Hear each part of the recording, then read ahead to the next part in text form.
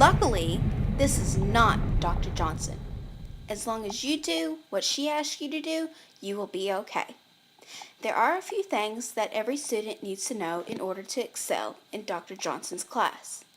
Here are just a few tips that will come in handy. Welcome new students to Dr. Johnson's Basic Public Speaking class. Today we will learn what you don't do in her class. First of all, you don't snap your fingers at all.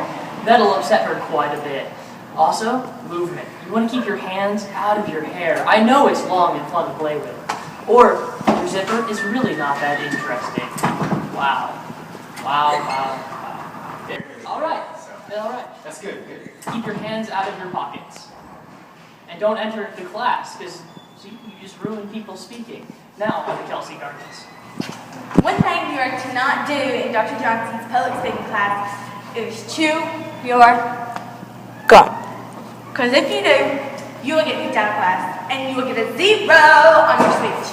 Another thing is when you're done with your speech, or when you start, never say who you are, because there you know. Now, Alison Burpo. Another thing to never do in Dr. Johnson's class is to say thank you when you're finished with your speech. It drives her crazy. And also, when you're up there presenting your speech, never sway or dance, because it makes her mad. Now, Mr. Anderson. And finally, the last thing always to remember is use good volume, because you want to communicate your message to the audience well.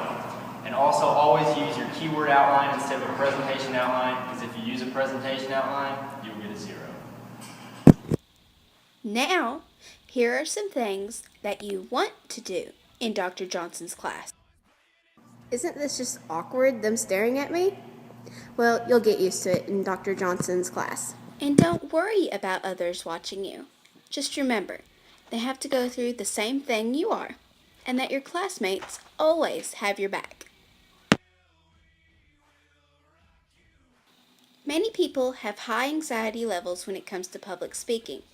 Here are just a few ways to lower those anxiety levels. Step 1 is to take a deep breath. Breathe in, breathe out. Step 2 is to always believe in yourself, because if you don't believe in yourself, no one will believe in you. Step 3 is to practice.